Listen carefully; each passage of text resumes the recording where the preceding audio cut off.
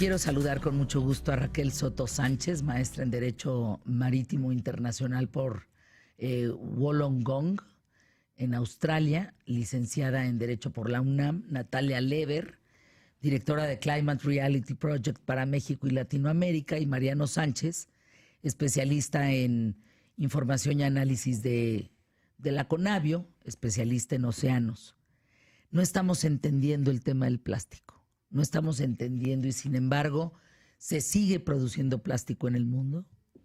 Plástico que llega desde 100 años hasta 850 años en degradarse.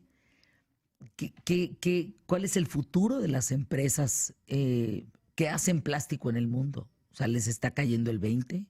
¿Vendrán multas millonarias para que dejen de producirlo?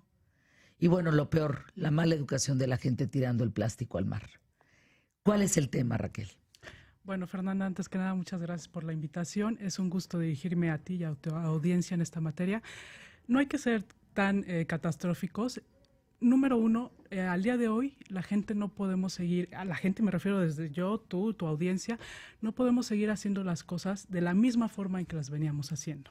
Entonces, sí tenemos un problema. ¿Por qué? Porque el plástico, desde 1950 que se inventó la bolsa plástica, desde entonces tenemos todo este rezago en plástico que está en los vertederos, en los tiraderos, que no se está reciclando. Ojo, el reciclaje no es la solución. Tenemos que cambiar nuestros hábitos.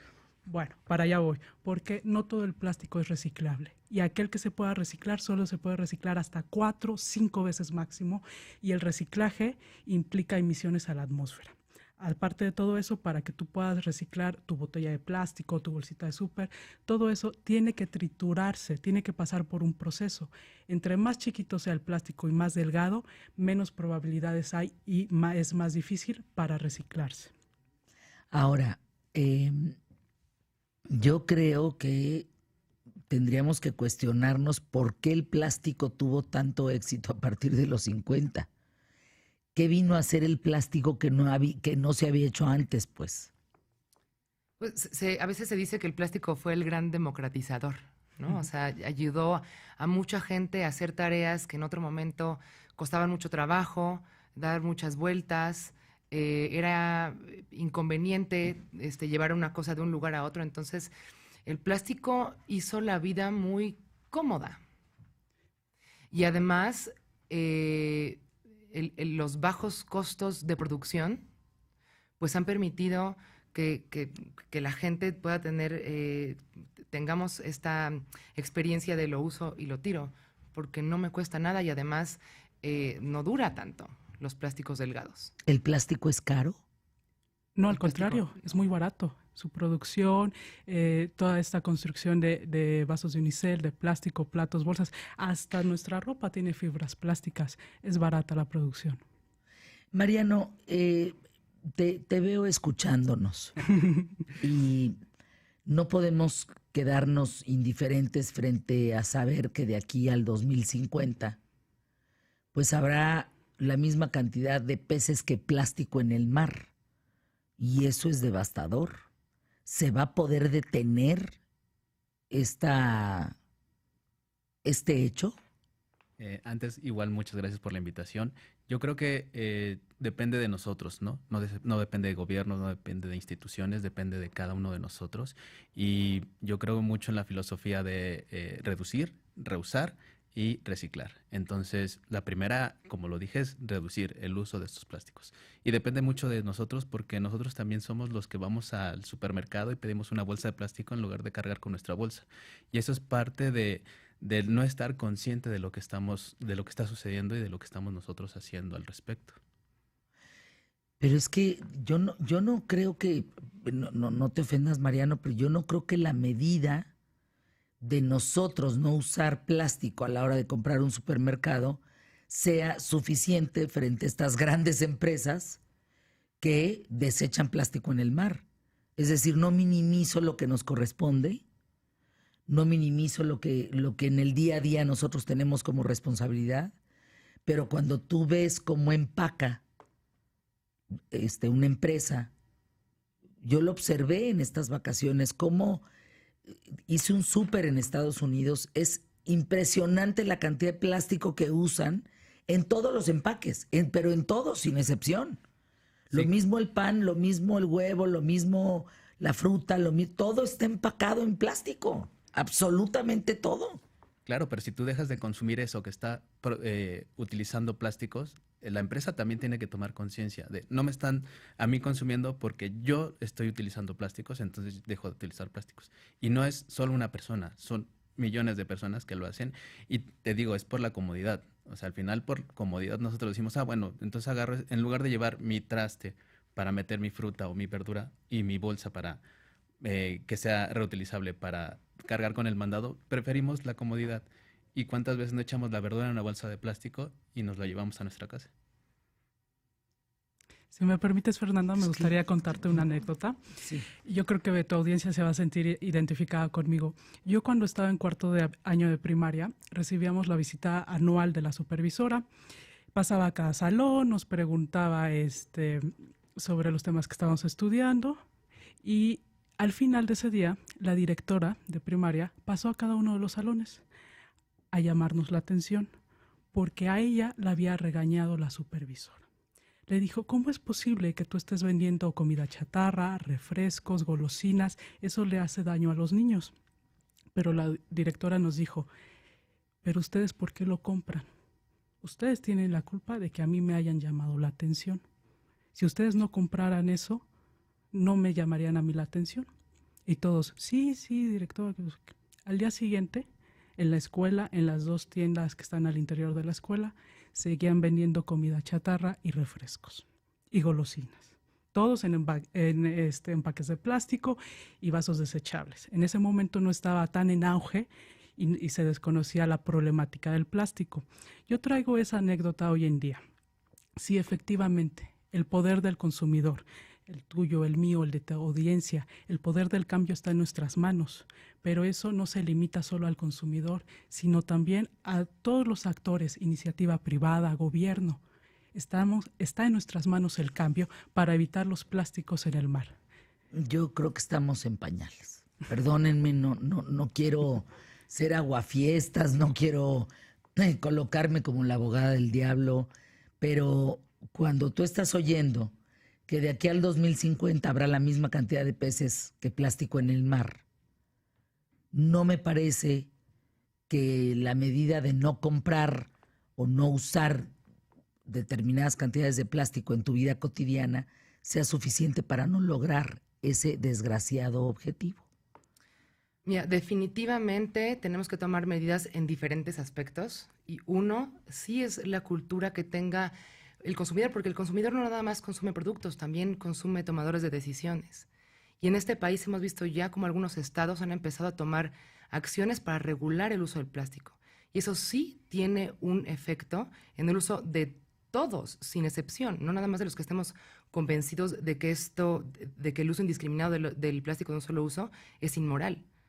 Hemos logrado también, como ciudadanos y como votantes, mandar un mensaje tanto a las compañías como a los gobiernos, de que queremos ver soluciones urgentes a este tema, porque como lo dices, es preocupante. Pues es que cuando escucho, bueno, pues es que entonces no hay que usar el plástico en el súper, no. Oye, ¿por qué no hay multas verdaderamente grandes y atroces contra las empresas que usen plástico? Por eso es o sea, tan importante. no tiene que recaer en el consumidor.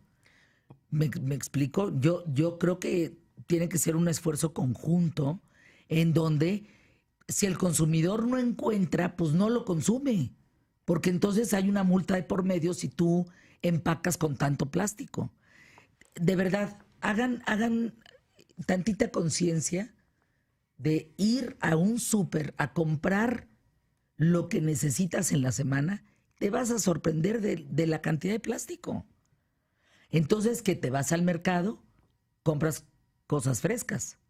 Pero eso no significa que los productos que haya en supermercados no se dejen de consumir. Esa es la bronca.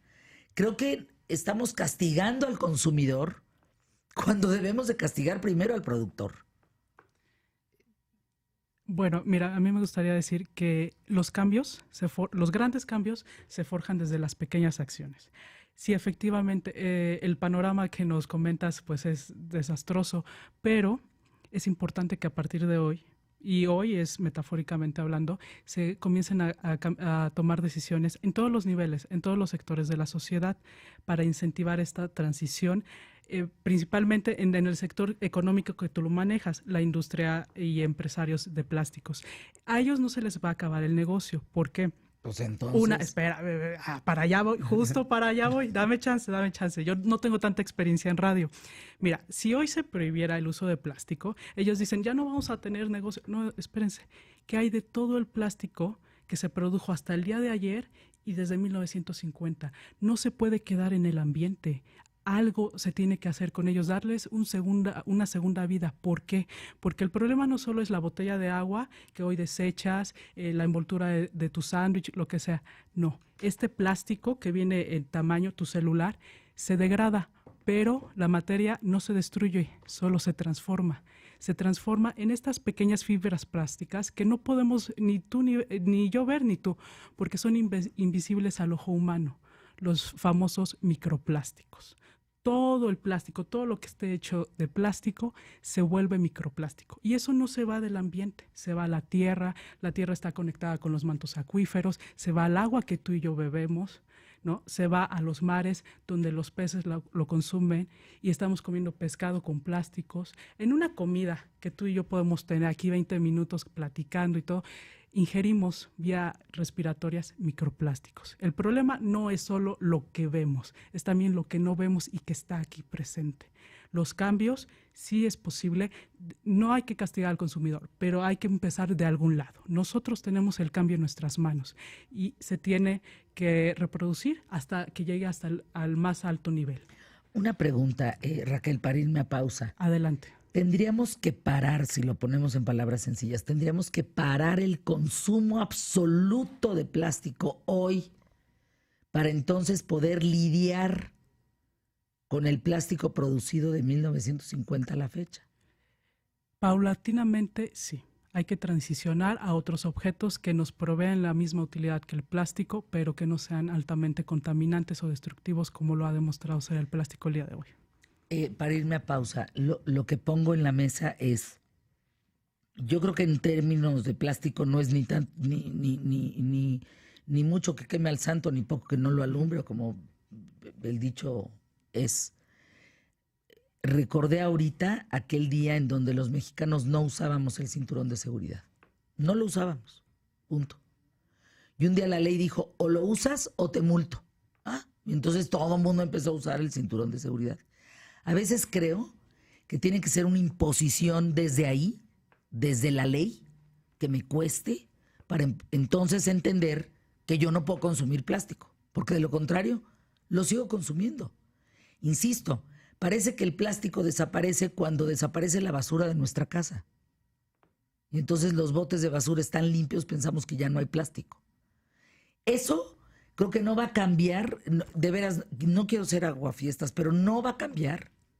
Sino es desde la multa a todos, desde el que lo produce hasta el que lo consume. Por ejemplo, hablando del tema del plástico en los mares, Baja California Sur, Querétaro y Veracruz prohíben el uso de bolsas de plástico en establecimientos dedicados a la venta de mayoreo y menudeo. Punto al legal.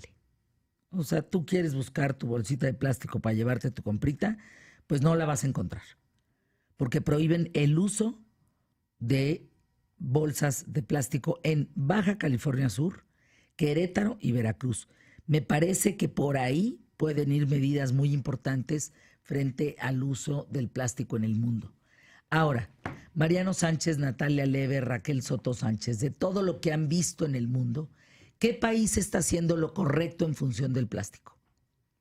Mira, todos están poniendo su granito de arena. Por ejemplo, Japón tradicionalmente recicla todo. Todo lo recicla, hasta la ropa. Desde la tapita de plástico más chiquitita hasta la ropa, el abrigo, todo lo recicla. Los países nórdicos, sin mencionar alguno en especial, todos tienen, y me gustaría mencionarlo, este sistema de impuestos hacia los productores de plástico muy importante. Allá comprar una botella de plástico, llámese de agua o de refresco, es muy caro. Pero el consumidor la compra, paga el precio, pero devuelve ese envase a través de máquinas recicladoras y el impuesto que paga sobre esa botella de plástico se le regresa. Esas botellas de plástico no se quedan en esas máquinas. La empresa productora de esas botellas es obligada a reciclarlas. Es el empresario el que a través de esta cadena de producción, consumo y desecho, al final trae consigo las botellas de plástico que produjo, las recicla, las destruye, no sé qué le hagan, pero tienen una economía circular. Es decir, prácticamente todo lo que se consume es realmente consumo, no hay desechos, pero hay una gran incentivación fiscal hacia el sector productor de plásticos. Cosa que de Japón, de países escandinavos, deberíamos de tomarlo en cuenta ese ejemplo y tratar de aplicarlo al caso mexicano. Los estados que tú mencionas me parece muy asertivo que estén prohibiendo las bolsas de plástico, pero ojo, las bolsas de plástico vienen de los supermercados la mayoría de las veces. ¿Qué pasa con los supermercados? Y como tú lo dijiste, todos los empaques plásticos que te dan, si compras queso a granel o algún producto de carnes frías, todo viene en un unicel y con un plástico muy delgadito. Si ya está aquí el primer granito de arena de la prohibición de bolsa de plástico, vamos, que los supermercados encuentren otro empaque como el papel para dar esos productos a granel. Una pregunta me parece básica de Ana Gali que nos está escuchando. Entonces, ¿qué nos sugieren para poner en los botes de basura en lugar de las bolsas de plástico para recolectar la basura? Primero me gustaría mencionar, respondiendo a la pregunta de tu audiencia, que hay que separar los desechos. Es muy importante separar, si consumes plástico, separar todo lo plástico, vidrio, latas, porque al final te vas a dar cuenta que tu basura van a ser desechos orgánicos. Entonces hay la necesidad de sacarla en una caja de cartón o en alguna bolsa de material vegetal para que la recolecte el camión. Podríamos incentivar huertos familiares, que es una tradición y algo muy normal en Australia. Todas las personas que yo conozco en Australia, todos tienen huertos en lugar de jardín, cosa que ayuda a mitigar el cambio climático. Están yéndose a una vida sustentable porque parte de los vegetales y frutas que consumen, ellos los producen, ya no van al supermercado a comprarlo. Están también incentivando su economía familiar. Entonces, yo le diría a esta persona del público, primero hay que separar la basura. Eso que consideras basura hay que separarla y ver realmente qué es lo que te queda como desecho. En el caso de ustedes. Yo le propondría que el simple bote de basura es suficiente, porque ¿cuántas veces no vemos que el recolector rompe la bolsa y tira todo al camión? Entonces, nos evitamos este paso. En lugar de romper la bolsa, lo puede vaciar directamente desde el bote. Era lo que exactamente iba a sugerir. En muchas partes del mundo, Ana Gali, por ejemplo, tienen 2 botes de basura, no le ponen plástico, evidentemente no le ponen bolsas de plástico. En uno tiran lo orgánico, en lo otro lo inorgánico, y tal cual sacan el bote de basura o en vía de que llegue la basura, porque hay días que recolectan lo orgánico y hay días que recolectan lo inorgánico. Tienen otros botes ya más grandes donde van a poner todo lo orgánico e inorgánico y que al cabo son los que van a vaciar directamente al camión. Y esto pasa mucho con los plásticos. Este uso de plástico, por ejemplo, ¿qué pongo en mi bote? De nuevo, ¿necesitas usar una bolsa de plástico? El plástico creció tanto su consumo por la conveniencia de utilizarlo. Entonces aquí es también donde entra nuestro sentido común y nuestra ética personal y el entendimiento que todo lo que hacemos tiene un impacto positivo o negativo en el entorno en el que vivimos. Entonces, este es un ejemplo perfecto de cómo utilizamos plástico para algo que no lo necesitas. Y darnos cuenta que el poder del cambio está en nuestras manos. Muchos de los hábitos que tenemos todas nosotros y todos nosotros viene de casa de nuestros papás. Y entonces, como en la época de ellos, pues el plástico no era un tema, hoy sí lo es en nuestra vida, sobre todo lo es para nuestros hijos. Entonces es cambiar esos hábitos. El tema de las bolsas de basura viene de la casa de nuestros papás. Punto. Y nosotros replicamos lo mismo. Hacemos lo mismo, es un hábito que vimos en casa y entonces lo hacemos hoy pensando que no tiene consecuencias. Pero hay que replicar los buenos hábitos. Por ejemplo, yo cuando iba a la primaria, y mi mamá me ha de estar escuchando, ella me daba la lonchera. Sí, era de plástico, pero yo en toda la primaria usé una lonchera. Y la lonchera traía acá la botella de plástico, pero era reutilizable para llevar el agua.